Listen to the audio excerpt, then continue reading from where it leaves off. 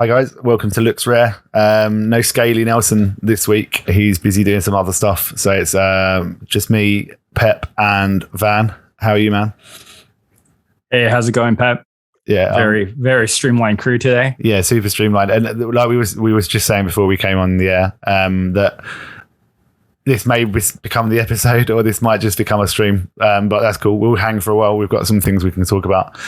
Shout out to anyone who's already in the chat. I appreciate it's Father's Day. My father passed a long time ago, so I don't even think about Father's Day anymore. But I know a lot of people are doing family stuff, and you also got a bank holiday in the US tomorrow, Juneteenth bank holiday. So I appreciate it's not necessarily the greatest time for people to come and chill with us. But have you been serving your fatherly duties? But it's kind of the reverse thing. But have you got some Father's Day stuff done, Van? Yeah, no, I spent time with the family today. Visited LACMA, which is an art museum out in LA. Okay, so it's nice to just take it easy. They let me choose lunch, so I got a nice little Brazilian barbecue. Yuri would love that. Yeah, so yeah, it's been a pretty good day so far. Is that with the paddles where you like, I'm hungry, I'm not hungry kind of vibe? What was that? Sorry. The Brazilian barbecue, is that the thing where you have like the paddle and you put it kind of face up on your table if you're still hungry, and you put it face down? Oh, yeah. You get the whatever you want, and then and just have the meat, like overload of meat. Yeah. Which was I enjoyed it because even though it was like lunch, but it could be kind of heavy for a lunch. Yeah. I went to one in Vegas ages ago. It was like seafood as well. So you had like meat and like I've never eaten so much food in my life. It's like, because you kind of want to get value out of it as well. So you like deliberately avoid the salad bar or the bread or whatever. You're just like, no, I'm gonna get my money's worth of meat kind of thing. Oh, for sure. Yeah. You pretend like you're eating some of the salad just so you feel better about yourself. But 90% meat versus everything else. And you know that the people who run the restaurant, they want you to eat the salad as well. So like, I don't know, I'm just kind of stubborn. I deliberately avoid it. Cool. So there's plenty going on in the market. The last time we spoke, it was pretty doom and gloom. Although I think we all came away from last week's podcast recording saying to one another, damn, I hope that wasn't too miserable a pod.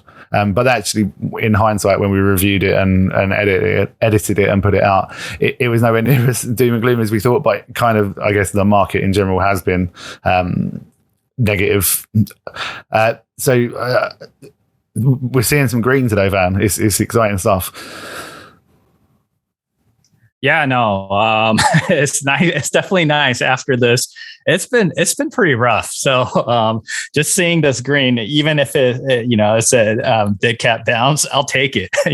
I'll take this green. Yeah. And it's surprising, or it shouldn't be a surprise, but like your mood is so dependent on what the market looks like. And I notice it in myself. I don't know. Do you have that same effect where if the market's down, just everything's shit, for the day? It shouldn't be. And like, I guess like you try and detach yourself emotionally from it. And I've definitely caught myself at times snapping at the wife or whatever it might be. But like I've been out doing stuff around the house. I've been working on shit in the garden. So like, I think you said as well, you kind of try and keep busy and maybe try not to spend every moment sweating the charts, and like especially after the year most of us had like last year and the year before, where we were kind of glued to everything the whole time. You didn't want to miss an opportunity. You were not sleeping much because you felt the need to be always by the machine just in case there was something to mint or something to ape or whatever it was. So it's probably a blessing that we're now at a point where it's the better course of action for most people is to go and chill and do something else, because we probably needed the time away anyway. It's kind of been welcome. Oh, absolutely. Yeah. When it gets during that bull period, there are times where you're afraid to sleep because you're going to miss something. Yeah. And you're running on, I think it was all of us. We're running on fumes at certain points. Plum was like sleeping a couple hours a night, right? Like was, like, and the time zones too, they become a factor. Everyone's kind of scattered all over the world. So we're trying to be available in case there's something significant that occurs. Yeah, there were a couple of times last year where I literally just had to stop for a minute, and even though I knew that I was going to miss stuff, even though I knew that there were going to be mints and whatever else that I just didn't get, I just had to check out for a minute because I could just feel it getting on top of me. It was just too much, and I could feel it affecting the quality of the decisions I was making and everything. It really did, affect my ability to just function. So this last day or two, we chatted before we came on the air, and I wanted to get a feel for how much you've been sort of paying attention to the ins and outs of what's been happening. I've been trying to stay abreast of the Three Arrows situation and the Celsius situation, just so that because I'm, as we've kind of discussed last week or two, where I've kind of been sidelined to a degree, waiting for what feels like the right moment to get back involved. We just clearly sold off way too much, or we've clearly been selling off way too much relative to, I guess, what would be normal. It almost feels like we had what would have been months of bear market price action in the course of a week or two, or a month or so since the Luna stuff, just where we've had a succession of big news events and big heavy pulls on the market, like the first Luna and Terra, and then the Celsius Three Arrows. But yeah, so stop me, Van, if I'm telling you stuff you don't already know, but some of the reason for the turnaround today, on top of the fact that the market is just clearly massively oversold and clearly overdue a bounce, up until this point, it's like a lot of people seem to be a bit scared to buy, just because regardless of how oversold and how far down the market had gone and drawn down, you still had this kind of overhang of not knowing what was about to happen with Three Arrows and any contagion relating to their problems, whether any funds were in trouble, any other lenders were in trouble. We just didn't know where the next set of forced selling was going to come from. So regardless of how oversold it looks and regardless of how tempting it was to buy at the prices it was at, it was just really hard to bid because you just didn't know what was coming next. But today, there's been a couple of, let me just pull some links up as well, just to back up what I'm saying and give me something to read from. Where are we? Bear with. So there was an interview that SBF Sam from FTX and Alameda tweeted out earlier.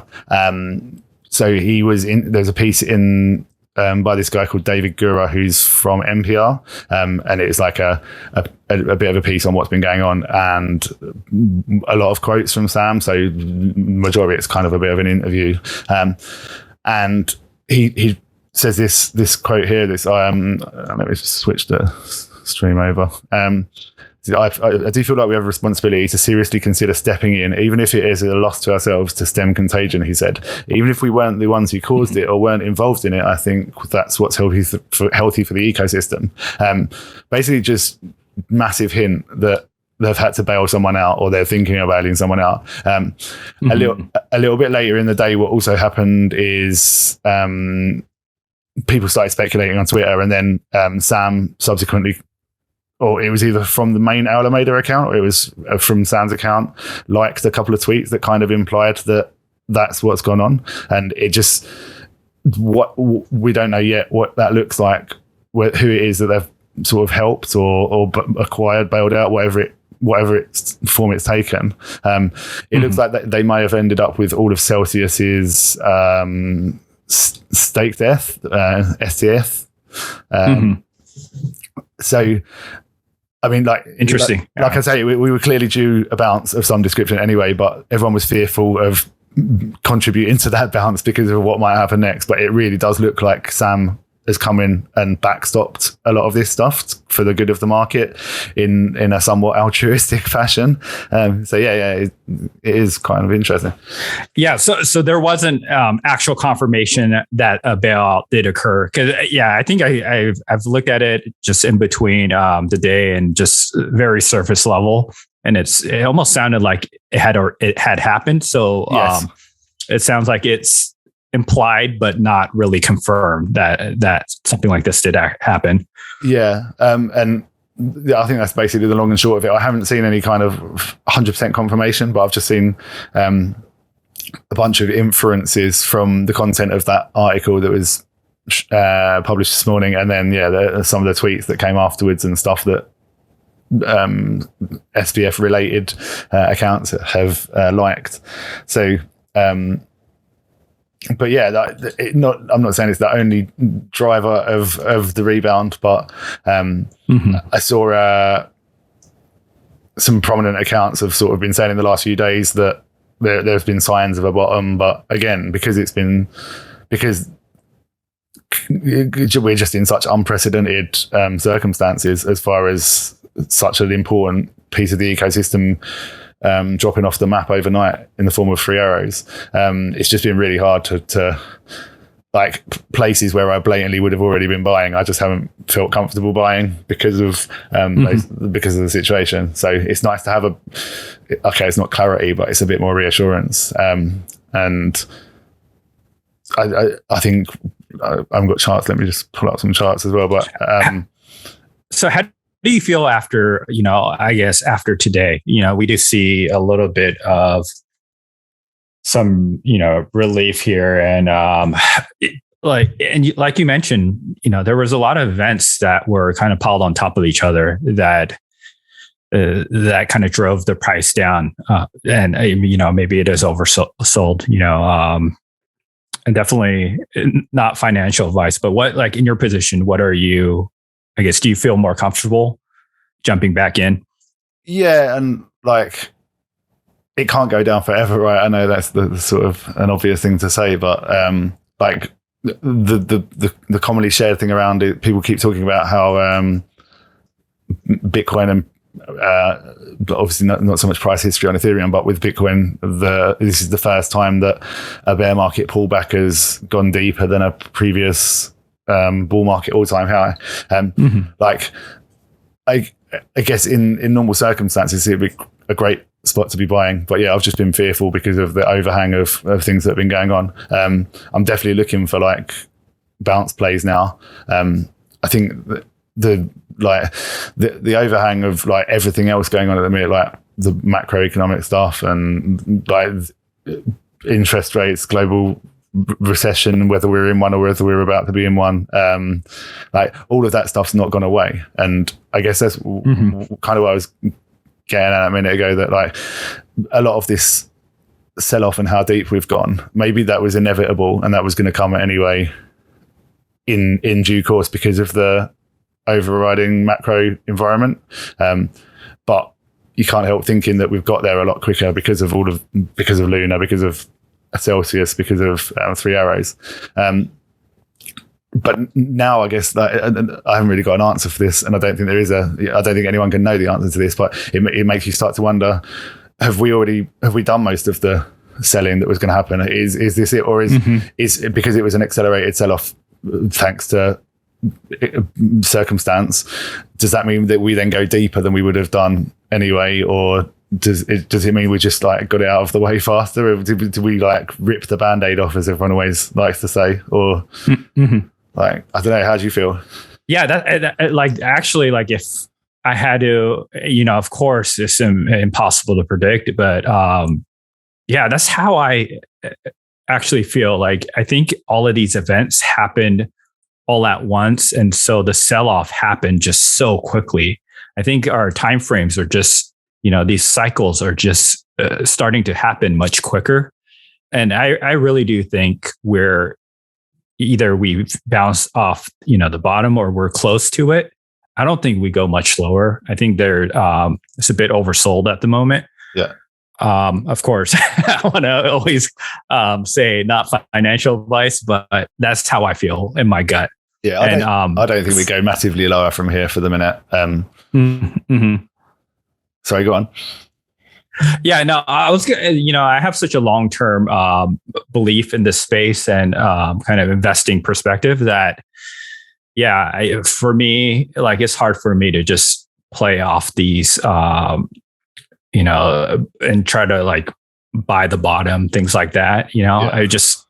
I want to be have confidence that, in the long term that we're going to eventually get to a spot where, we're near all-time highs, which I don't think it's going to happen for a while, but I do think it will happen eventually, and we're going to fully recover at a certain point. Exactly. For someone with your outlook, this feels like if you are still deploying, and I don't know if you are, but if you were someone with your outlook who's also still building a position over time, it feels like a great opportunity. Is this really, we're at previous all-time highs or thereabouts. Historically, that's been quite a good spot to bid. Like, there's kind of clear invalidation. If we break the lows that we've just made, then you can get out. So from a trading perspective, from my perspective, but yeah, as someone with a longer term view, prices are cheap now, and in 5 or 10 years time, the opportunity to have bought in the last few days at like 17, 18, 19,000 for Bitcoin, or under 1,000 for Ethereum, it just, in ordinary circumstances, it feels like a great spot to keep accumulating. Something interesting that people have been sharing around today, though, is if you were DCAing Bitcoin anytime, I think it was from like February 2020 onwards, you're underwater now. Anyone who started DCA even as well. Wow. Yeah, which I found quite eye-opening. I think Ethereum, you're still up somewhat, and Solana, you're still like up handsomely. But yeah, if you kind of bought the inflation hedge meme and started DCAing back in early 2020, you're underwater now, which is pretty wild. Yeah, that's a wild stat.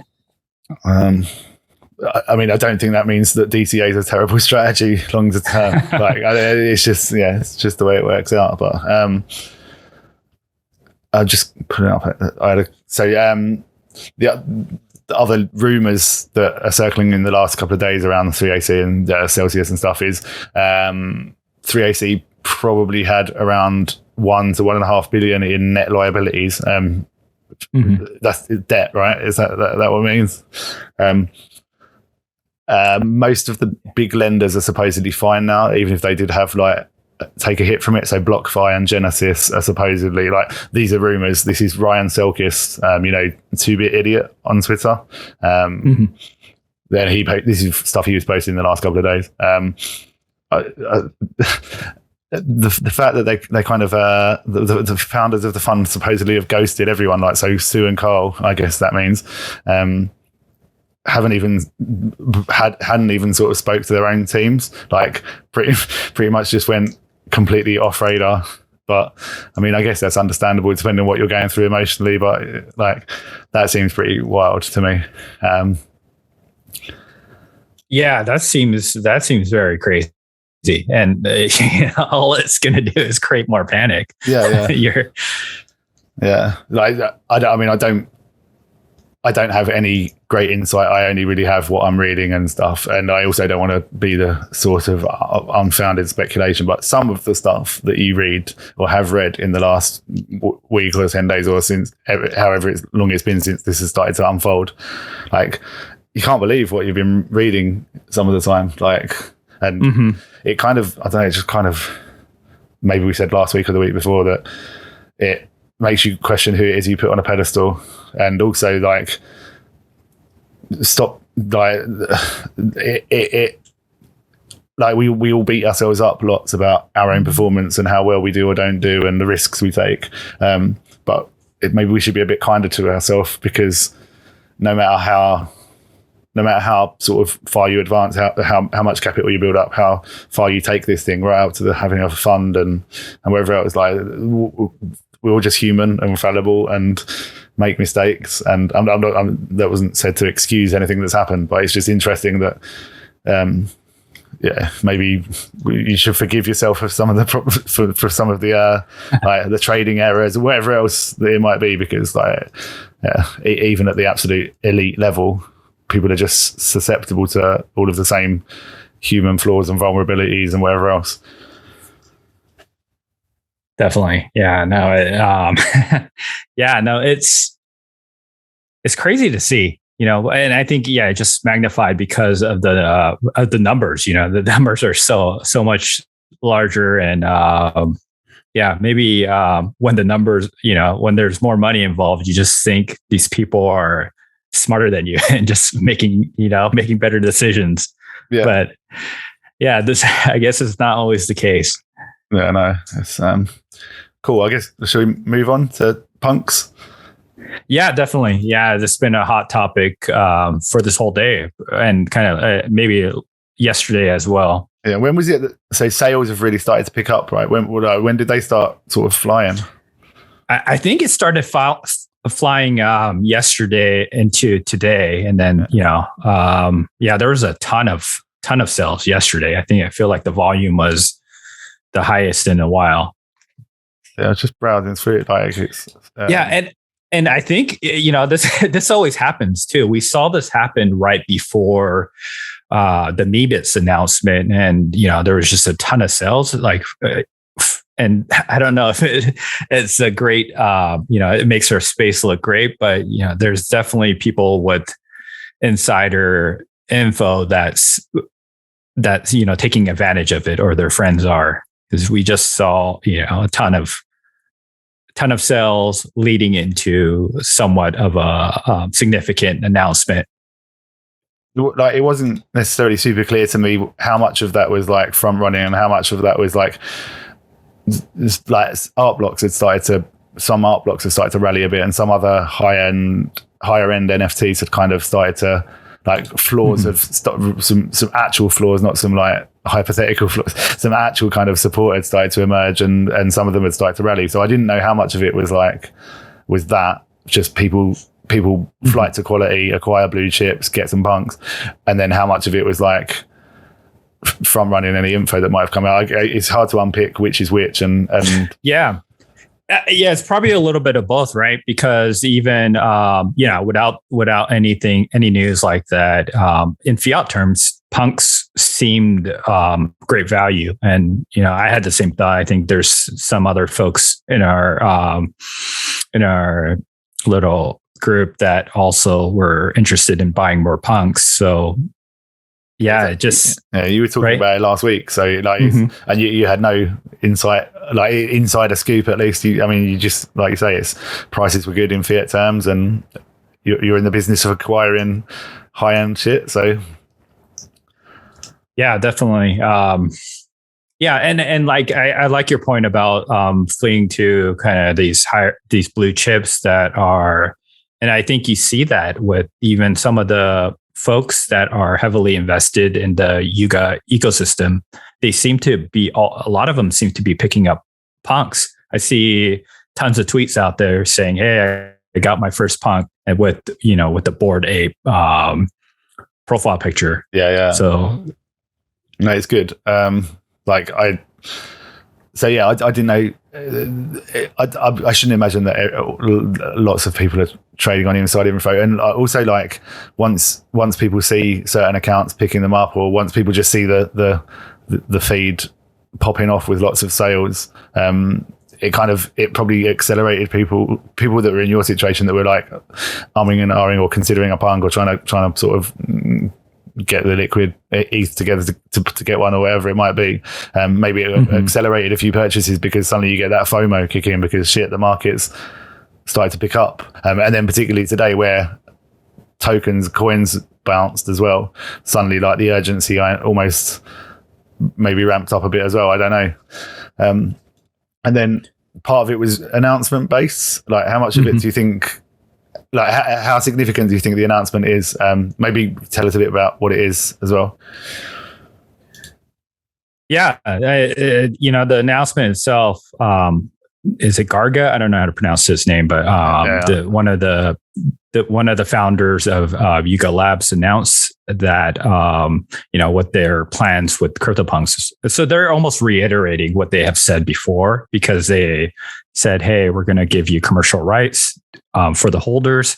We're also not planning to rush things. We're probably not going to do anything for a while.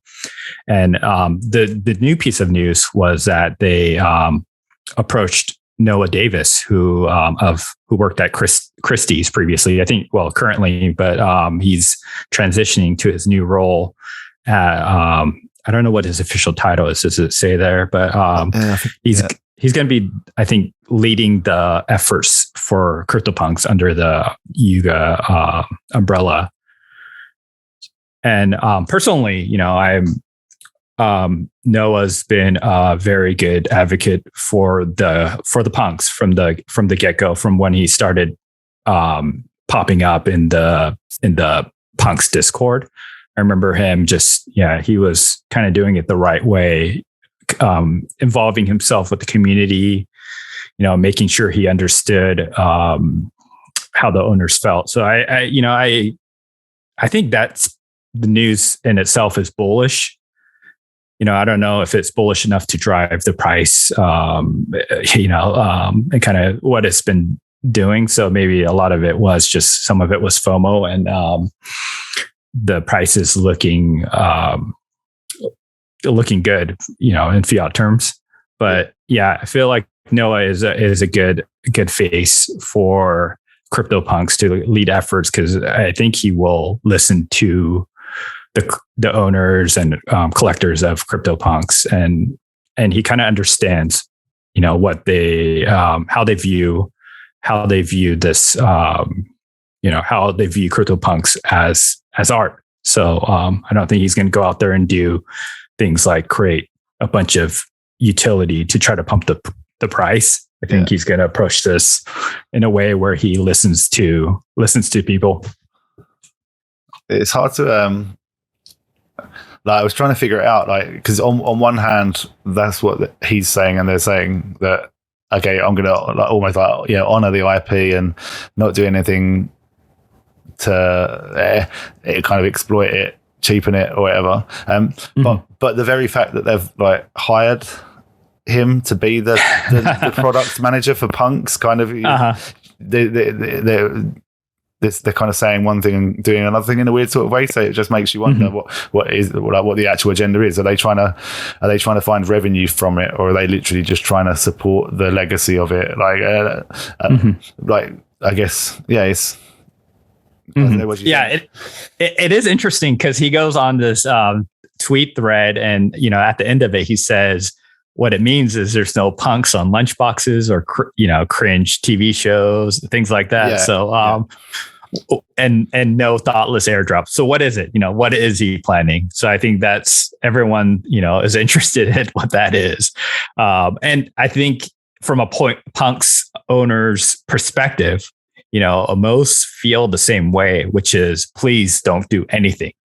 Just let punks be, and just you don't need to do any of this extra stuff. Like there was do you see that poll? It might have been Cold Blooded Chiller, or someone had a poll which was, there's a clear flight to quality in NFTs, what are you choosing? And it was like punk or ape, and it was about a 50-50 split of however many votes he got. But again, people in the comments of that thread saying I'd have way more people were almost saying I'd have way more confidence buying punk if Yuga kind of weren't responsible for the fate of the IP. And I think this was like a day or two ago, so it was before the Noah thing had come out. But like I can't remember exactly whose comment it was, but someone the inference was like almost that if Yuga fails, punks fail. But it doesn't feel that that's the case. Like I think like punks kind of predated Yuga, and if Yuga went out of business, I feel like someone else would acquire the punk IP and carry it on. Like I feel like punks outlive Yuga if Yuga was to fail. Definitely agree with that. Yeah, there was and looking back on it too, when the whole Yuga acquisition happened of Punks, there's a lot of interest from various parties. Well, there's rumors of it, so we don't know for sure who had that interest, but it sounded like there was quite a bit of interest from some bigger name parties. So yeah, I think Punks. Yeah, I have confidence that Punks will be fine in the end. But yeah, as long as they're not, like they said, if they're going out there and putting Punks on lunchboxes, things like that, you may tarnish the name and it may start to get cringe. But yeah, if they're coming at it from a fine art sort of perspective, with Noah having the Christie's background, and was he the one who? Where he was like the main guy that hooks up the Beeple sale, the 5,000 he was every day one. Okay. And so you'd expect he's got like fine art pedigree working for Christie's, but then also he's been around, even if Beeple was his first intro to the space, he's been a DGen for however long that is now, like a good sort of 12 months or so. So he must have his finger on the pulse as far as what definitely. Yes. Yeah, I think he also released his own projects. So yeah, I think he's definitely been involved in the space and getting himself experienced in all manners. So yeah, it'll be interesting to see what the plan is. Have you come any closer to finding your next Punk? Yeah, I'm waiting for, please, someone out there, please buy my Fidenza. So I can. I wish it would have happened a week ago, and I could have gotten in before all of these. Some of these Punks that have been sold in the last week, just some grills that people picked up for cheap. Yeah, there's been some. I've seen you guys sharing every day, every few hours, almost like another. Feed like the Tiara there. Where is it? That one there. Yeah, pretty cheap. Yeah, Gary Vee picked up a few that were. I feel like he picked up a hoodie and some other nice Punks over the past week. But yeah, you haven't taken the plunge yet. No, I haven't taken the plunge. I see the one that no one was interested in in the second row. It's the second one on the second row. That one. Is that what you wanted to buy? No, he wanted to buy that. No one. Yeah. But did someone beat him to it, right? Yeah, someone beat him to it, and then I think he offered to sell it to him for a little bit of a markup. Yeah. That's a nice quick flip if you take it, I guess. But Punk's OTC is having a field day. The last couple of days. Yeah. What else have you been buying? Have you been buying anything else? Nothing in particular. I've been I've had my eye on art blocks, like the couple of last episodes that we've been chatting about. But and I will say it's mostly art blocks early curated that interest me the most. But our friend Plum, he's been going deep into it. He keeps picking up grails left and right. So once art blocks picks back up, he's just going to have a amazing collection. Yeah. He bought can I pronounce that word? Ecumenopolis. I don't know I wasn't going to attempt it. I was going to let you do it. Joshua Bagley's second project. Yeah. No. I really like his first one, and I feel like that one's a bit flying under the radar. So it's Dreams. So it was the project immediately after Fidenza. So it kind of, Fidenza being so big that I feel like it's kind of been in the shadow of Fidenza. But to me, Dreams. I feel like I should remember what it looks like, but can't. Oh yeah, okay, yeah, no, these, yeah. Yeah, I really like them, and I might cheap go and pick up. Yeah, go and pick up some more now. Yeah, they're cheap. How much was the Ecumenopolis? It was about two ETH, was it roughly? Yeah, two. Yeah, that one. Yeah, that one was when it first released too. Do you remember? It was just the hype was unreal. People said it was the next Fidenza. It was. They were going for that was that period of time where everything half decent was the next Fidenza for a minute. Oh yeah, exactly. And the hype was unreal. Each project just was instantly minting out. Even with the Dutch auction, and floors just skyrocketed. Exactly. Like you've got a few in that rate. So you got Ecumenopolis, you got Fragments of an Infinite Field, which again, that was another. I don't know what the top sale of this was, but they were like, yeah, let's take a look. I think it's going to be interesting. Oh, look at that. Holy shit. And if we look at it in fiat terms, that's gonna give you the actually a view into what it was like back then. This is going to be savage. Where's the my brain isn't working properly. You're almost there. A little bit lower. Yeah, there we go. Right there. Yeah. So $213,000. Yeah, I mean, I'm sure that I don't know a lot about them, but I'm sure that was a Grail one if it was that expensive. But still, and like you can pick one of those up for 3 ETH now. Almost $250,000. So yeah, now you can pick up for a cool 3,000. Yeah. I quite like I don't mind these. I think some of them are really attractive. I think some of the nicest ones are the ones that are mega expensive. So like whatever they're listed for now, I probably can't afford anyway. But yeah, I quite like the edifices just because for whatever reason they appeal to me visually more. Like I just really like them. But again, some of the ones I like are kind of in the more expensive end of things.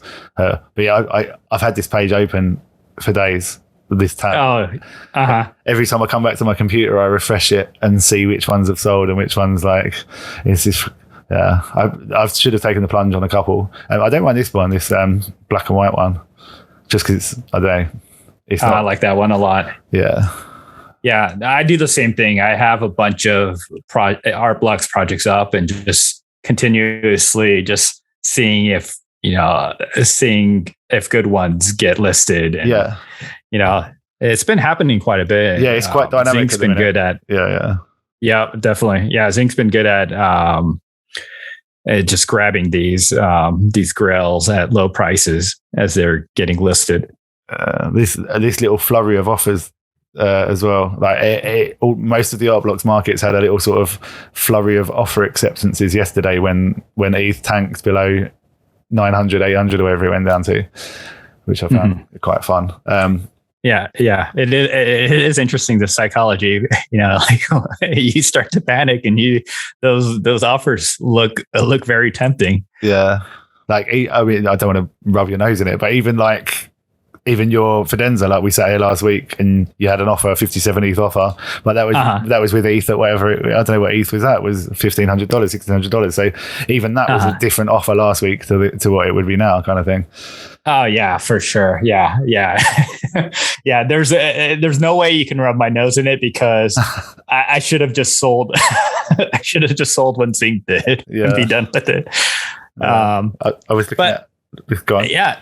I to be honest though, I think once it does sell, even regardless of made some money off it, it's a Grail piece that like I minted. It actually like I think I don't know. A part of me is like kind of sad to have to sell it. I guess I could hold on to it, but the money seems a lot more nicer. Yeah. But it's a little bittersweet. Yeah. It would have been nice to hang on to it.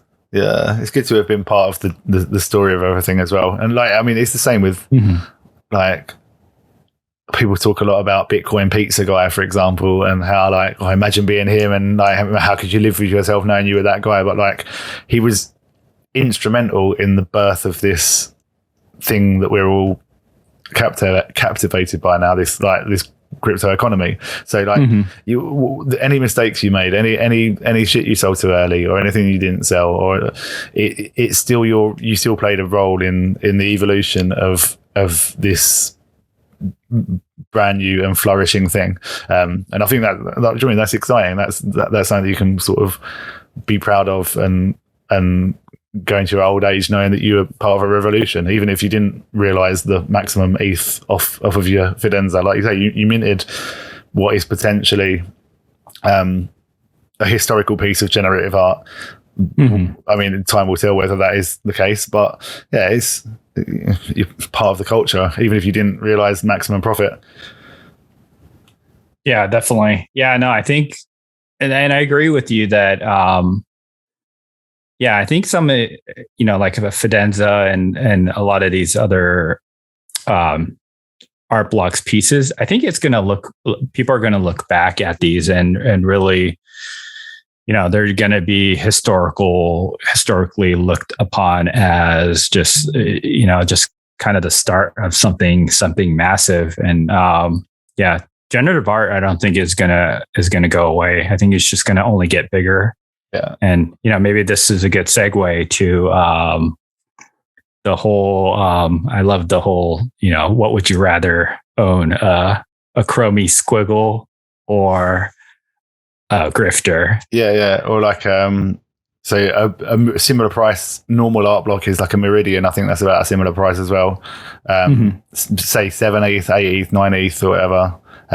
Is that about the price of a squiggle at the moment? About that? I don't know. I think, to be honest, the grifters have pumped a bit. Just the floors got swept recently, but if we look at it, yeah. So you got 7.5 ish for the squiggle. Grifters are like almost double. Yeah, they're pretty close for a bit, and then someone came in and just bought a bunch, I think, recently. Okay. Yeah. See the volume. Yeah. The volume. Mm-hmm. It picked up. Wow. So what are you buying? You can have one or the other, I guess. In theory you can have two squiggles for the grifter, but let's just call it one for one. Yeah, one for one. Even if the floor prices were the same, I was going to choose a grifter just because, in my mind, Xcopy is the goat of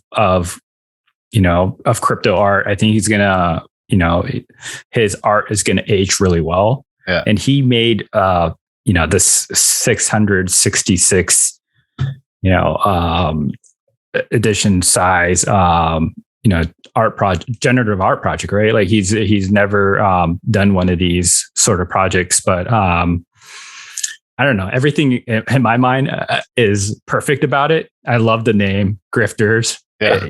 As part of our the culture of NFTs, and yeah, I think they're hilarious. A lot of people, some people, the art can be polarizing. Some people think they look hideous, but I love the art personally. They do. I mean, they are a bit hideous. They're a bit like they're a bit sort of Trump caricature.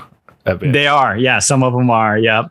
I think, yeah, but it's the whole, they're grifters, right? Yeah. And like, it's funny. I was talking to some real life friends today. Some of my best mates who I catch up with periodically about crypto. We don't talk about it all the time, but they've got little bits and bobs. But they kind of take an interest because they know I'm interested in it. And I was talking to them earlier today, and they were asking me like, like markets are really low. Should we be buying here? And once we chatted about Ethereum and everything else, we got to talking about NFTs because they know, again, they minted some stuff last year on Nifty Gateway and a few other places, so they had a little dabble and they know that like we're interested. And I kind of, they were asking me, okay, there must be value out there. There's got to be stuff from the last year or two that's going to retain value. Like, what should we look out for? Like, should we be doing what we should have done with like Cardano and Link in the last bear market? Should we buy NFTs now? And all I could really tell them, hand on heart, that I knew, or not knew, but what stuff that I felt might have a good shot of persisting for a few more years at least, or into the future. And like, it was generative art and it was Xcopy. There wasn't much else that I could really think of that you kind of and even then, there's no guarantees or anything. But like, I wouldn't tell them to, I don't know, go and buy like M&M NFTs from Nifty Gateway from last year, or I mean, a random celebrity mint that actually, like, the average normal person might think, oh, that's got potential to retain some value, hold some value going forward. But like, I mean, we know that's probably really unlikely.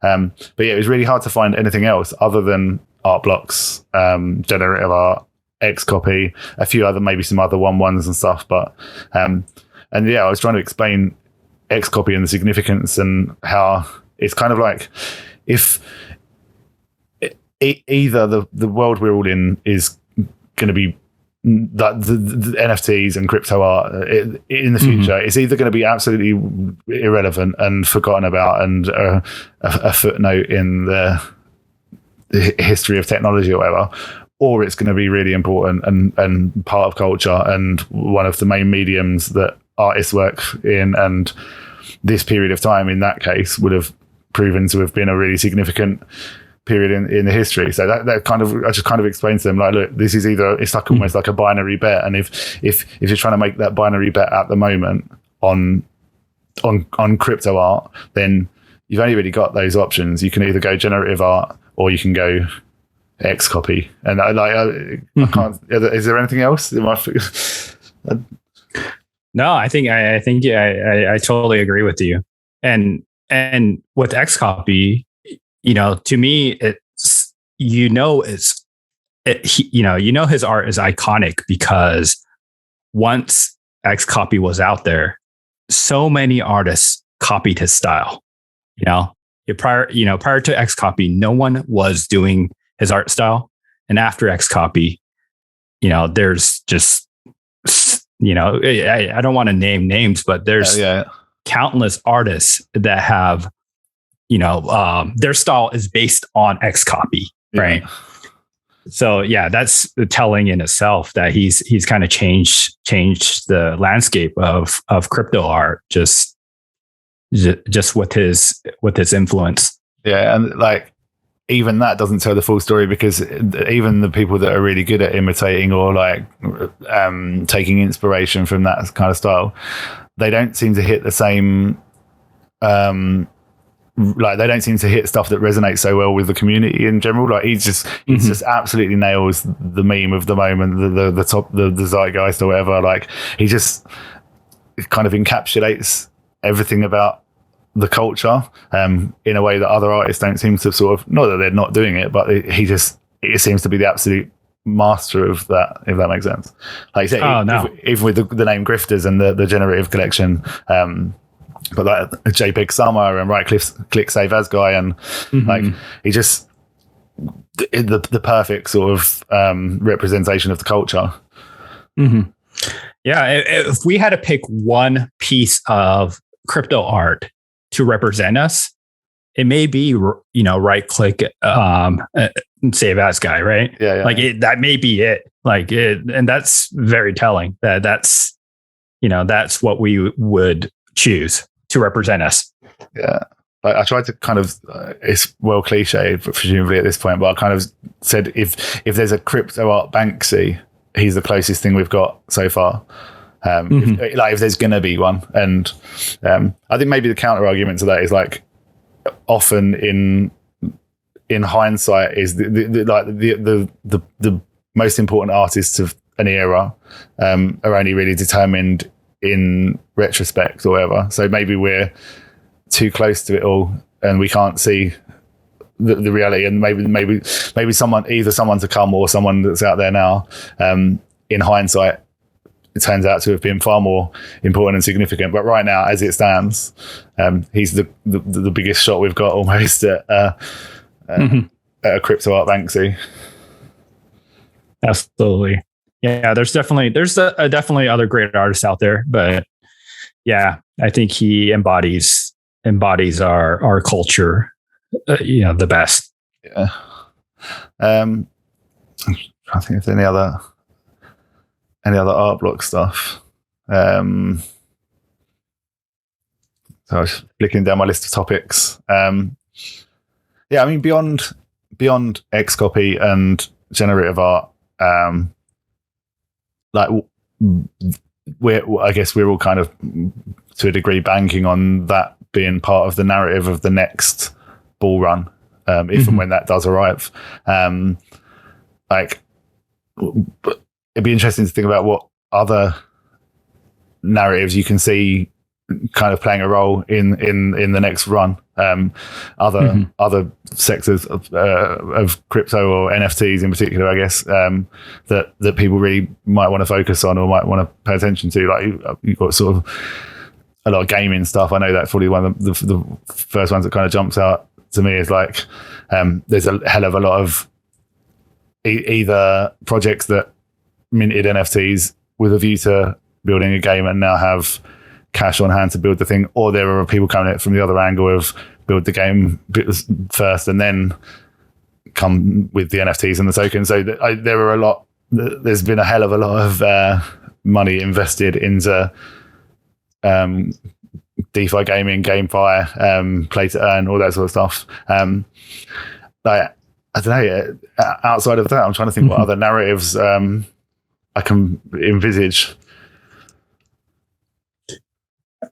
I agree with the gaming one. Yeah, and you're right that we're not quite there. I think with just, and maybe it is the other direction. There's a popular game, and then you layer on, some sort of, like, what came to mind for me is, I'm not a huge gamer, but something like Fortnite. I think they have a lot of skins, and just you purchase them. Maybe you add a different layer where you actually have an ownership of it, and they take a cut of secondary sales, and then you can resell some of these unique skins or whatever additional things you can buy in the game. Yeah, but outside of other narratives in NFTs that I think, like, I'm trying to think of stuff that had a moment last year and then kind of fizzled out because new shiny thing syndrome again. At one point we had all the loot derivatives, and the kind of the idea of composable game elements that were NFTs. I'm sure people that really liked that idea and bought into that idea haven't gone anywhere. In some cases you had like the magic thing, Treasure DAO, and Realms and other stuff like that. But that kind of composable GameFi stuff that's almost certainly going to come back at some point. There's those people are building. There are people that for whom that set off massive inspiration, and now they're off building their thing. Fashion as well, I guess, like artifacts, at one point I was really happy with my performance in the 100 ETH challenge because my Clone X and stuff were holding up really well, but now they're absolutely wrecked as well. So but like that's almost a narrative that everyone's kind of forgotten about for the minute, where the market turned on us and everyone's been burned. All of a sudden, I don't know, just don't see people talking about as much. I don't know, everyone is either, like, as we've just been, everyone's either focused on art blocks or on trying to acquire Grail, X copy or Coldie or whoever it may be. And it's always like people have stopped talking about the Clone X they're acquiring or the Adidas originals, or do you know what I mean? Yeah, no, I totally get your point. So yeah, we're almost, it's us fleeing to what we already know and what we feel is safe. Yeah. And I like your whole point about fashion and what, in my mind, how it's gonna actually be successful is if we ever have some sort of, and this may be Meta doing it, that you have VR, that you have an avatar in that VR. I can see people actually purchasing clothing and that sort, if you're actually physically in that universe wearing it. I guess it's not physically, but your avatar in that world is wearing it. But the future is going to be quite wild, but we'll see how much of that can get built out and how fast. Yeah. I don't have you seen those? I've seen some demos where it's like AR, but that like it looked so realistic. Where I saw this like AR, the environment that it put on top of, like you look at it through your phone, but it just looked like it was a picture of an actual like cliff. But that technology is going to get so much better, right? Yeah, no, definitely. Yeah. And I think Zinc said it on the pod before, but it makes a lot of sense that augmented reality takes off way before VR does, because VR's kind of, I haven't got a setup myself and I've barely used anyone else's, but like it people can struggle with the full immersion because you can get motion sickness quite easily, and like there are a lot of limitations, not just like in terms of resolution but like in terms of haptic feedback and movement. Like there's just a lot to fix before we have fully immersive VR that doesn't make people feel sick.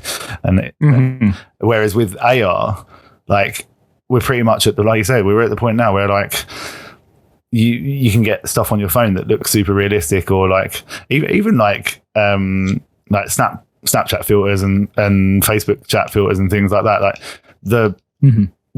that stuff's already really quite good, and like not just in NFTs, but like for professional applications. Like I remember reading, I think ages ago, about the first frontier of AR is going to be like education and vocational training, because you'll be able to have like an electrician who needs to learn how to wire up a specific thing, and he can literally have a headset on and have like instructions in the real world in front of him, like like or teaching him music, an instrument or whatever. Like so, yeah, I can see AR really sort of being the first kind of frontier. I kind of lost my train of thought of where that relates back to NFTs. Oh yes, but like. All of these discussions just make me think of how far ahead of ourselves we did get in the last year or so with NFTs. Like I think all of these narratives have merit, and like fashion related stuff and game related stuff. The next wave of generative art, like all of this stuff, I think in a few years' time has potential to be a key part of the ecosystem. But like you said, it's like what that timeline looks like. How many years are we talking, or how many? Like, I think a lot of it is probably a lot further away than people hoped it might be last year when they were remortgaging their houses to buy elements for a GameFi game that might never get built, and even if it does, it might never be popular. And like I say, it's going to be really hard to sit here now in 2022 and pick out even the prominent narratives of, say, 2 years' time, 3 years' time, let alone the winning projects in those sort of different spheres or different kind of different corners of NFTs.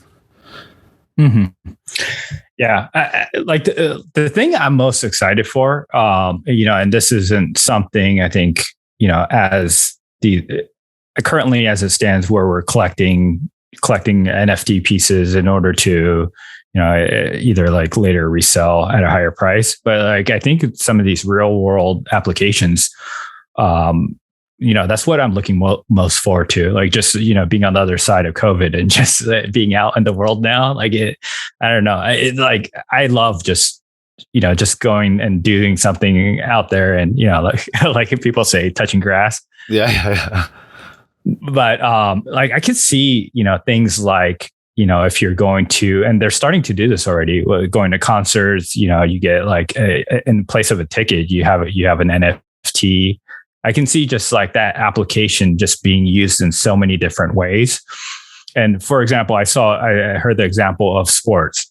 Let's say, recently the NBA finals were over. So let's say, your tickets were all generated by NFT. So you have an NFT ticket of Game 6 where the Warriors won their championship. You can resell that ticket, for some collector so they can have in their collection, instead of having a ticket stub, you have an NFT of that, and you can see a market for that too. but there's all sorts of, other applications in that vein that, I'm excited to see just happen over the years. Yeah, totally. I saw, I think it was like, I can't think, what's his username now? Jeebus, the crypto Twitter guy, had a tweet a few days ago, how, like, I hope one of my NFTs is Ethlend, and Ethlend is like the ICO from 2017 or whatever it was that became Aave. Uh-huh. And it's just like, yeah, what chances are there? But like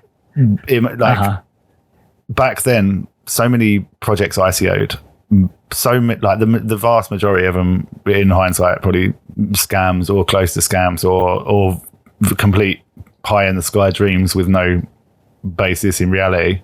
But amongst those pie in the sky dreams with no basis in reality was Ethlend that became Aave, was Link, or so I don't know. Yeah, it's right now what we've got is this environment. Well, what we've had is this environment where everything's just getting money thrown at it, and in amongst all of that complete vapor, there's got to be some absolute gems, some diamonds in the rough, and like I don't know, it'd be really good to come up with some sort of methodology. Like how do we spot them as they emerge? Because like with Chainlink and with Aave and with whatever else, you could kind of chart it. You could you could see it happening. You could see demand kicking in for these tokens, and but with some of these NFT projects, it might just happen overnight. One day we'll wake up and there's a new fad or a new craze or whatever. But I mean, yeah, like, and we've seen it with this past year with NFTs. It's so driven by just kind of cultural relevance. We just see something take over our Twitter feeds, and then it becomes a thing, right? Yeah, and it's not necessarily driven by anything of substance. It really is just like we think it's funny, and it's just fun. We're just having fun with it. We're creating our own culture, right? Yeah. Like Plums said it a couple of times on the pod in the past that it's almost like fashion collections, the spring collection, the summer collection, like high fashion always moves in the same way, that the things are a fad and a trend for a minute, and then we're onto the new thing. And like some people at some points, like, and especially people from outside, I think, like detractors of the space would say like that it's all pump and dumps. Like we people change their profile pic for 5 minutes, and then once they've sold their bags, that's it. They've forgotten about it, and I guess that is true to some extent. But it's not necessarily the main reason or the main motivator. That like we're just following trends, and the trends are just changing so fast. Like you said, it's like fashion. It's like stuff's only a joke for a minute. Like last 2 weeks ago, everyone was talking about Johnny Depp and Amber Heard. Now no one's talking about that at all. There's something else in the cultural consciousness, like in the global sort of cultural consciousness, and it's the same in our little sort of subculture over here. Like, so I don't think it's necessarily like, I don't think you can blame people for kind of switching up profile pics, or going after the hype. Yep. No, I love that. I love that comparison. I think I wasn't on that pod, but I love that, comparing it to seasons, on like the whole fashion comparison. That's perfect. I wouldn't expect anything less of that coming from Plum. Plum has some amazing takes. Yeah, exactly. Like, how do you explain what is it, crypto dick butts to like anyone outside of her space, right? Like how that is a thing, Yeah. And it's amazing being part of all this. Maybe a lot of this will go to zero, but it truly has been a fun ride. And just it almost sounds like I'm saying all this like it's ending, but that's not the case. But there's been so many trends that were just hilarious, and it's been just amazing just being a part of it. Yeah, it really has. Okay. I've got one more thing to mention quickly. Have you got any other stuff you want to bring up? Nothing comes to mind. What's your thing? Okay, cool. So it's somewhat relevant to us because we did get involved in that whole Magic Treasure DAO hype at the end of last year, start of this year. But Arbitrum is about to launch a thing called Arbitrum Odyssey. Hang on, let me put it up on the screen. So I think we maybe spoke about it in the group chat once or twice. But basically, say out of however many 100 projects that have launched on Arbitrum, which for people who are tuned in who don't know is a layer 2 scaling solution for Ethereum. So it's like a roll-up. Is it an optimistic roll-up, Arbitrum? So basically it's a lot cheaper to do stuff on Arbitrum than it is on ETH mainnet. And because of the way their security model is structured, I think the security of Ethereum is extended by Arbitrum. So it kind of relies on Ethereum mainnet security to help secure it. Anyway, point is, they recently had like I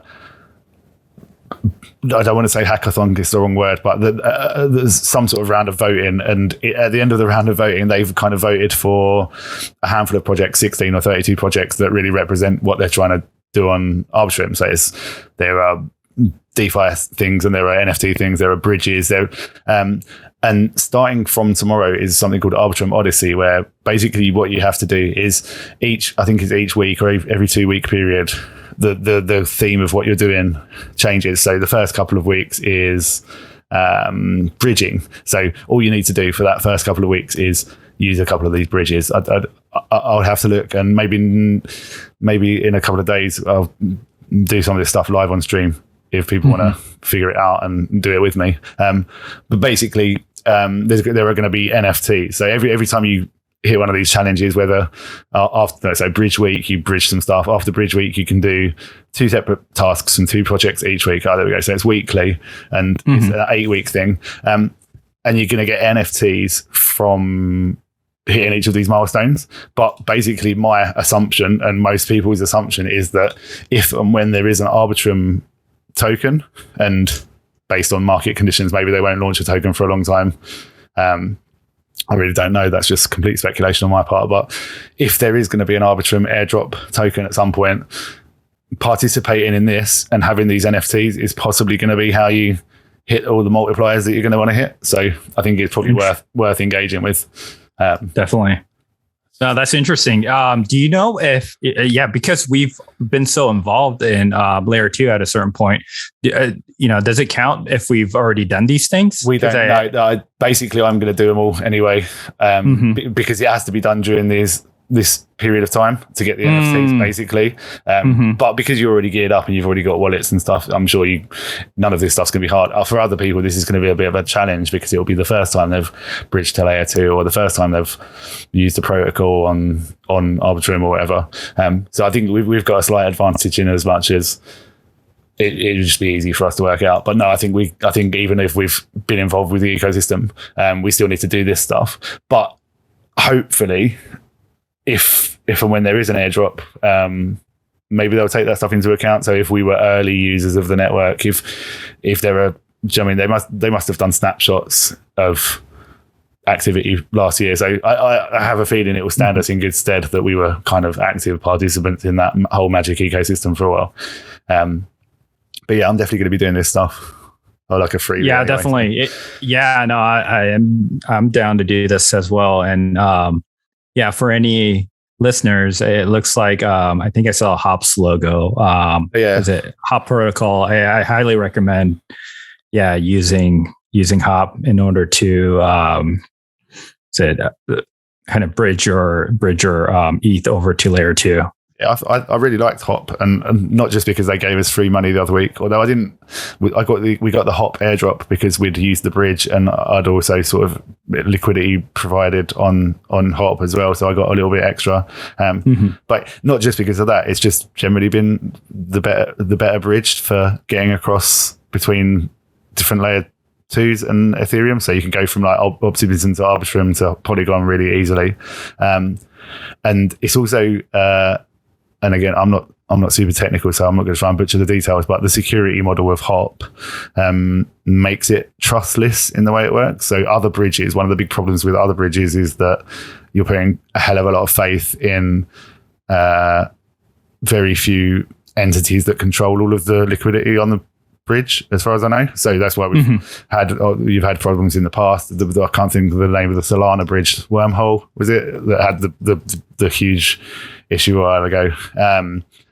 But yeah, with HOP, it's the way it's done is that it's trustless. Yeah, you don't have to rely on a centralized entity. And I think what they've done with the airdrop, one of the reasons people seemed a bit disappointed with the airdrop is because, okay, it wasn't thousands of free dollars. But what they did when they did that airdrop was like hand the protocol over to the community, like properly, fully. People got the airdrop and then they were moaning because there was no liquidity on the DEX to dump their airdrop. But the reason for that was because even the providing of liquidity for people to trade the HOP token was something that they were putting up for like governance vote as well. So they were like 100%, they were that committed to the idea of this becoming a community owned protocol that even that first decision had to be voted on. But yeah, no, I like HOP as well. Cool. I guess we've been on for like an hour. If you've got anything else to talk about, anyone in the chat got anything to say, I should give a little shout out to people who are still in. Out to Commander Root, out to I Am the Best, out to Atten, Lurks, and Sophia Fox, and anyone else who tuned in while we were streaming. We might be back maybe tomorrow, the next day. I don't know what day we'll do another stream, but we might be back and you might be repeating yourself loads if we have the same conversations again. Yeah, no, we'll try to come back with the rest of the crew. But well, congrats to Scaly, who's getting married, and that's the reason he's out this week. Yeah. I wasn't sure if we were mentioning it, but yeah, definitely. Oh, maybe I wasn't supposed to cut that out. Then. I don't know. He's probably fine with it.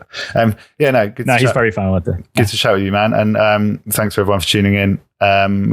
We'll probably be around again real soon. Sounds good. Thanks, everyone.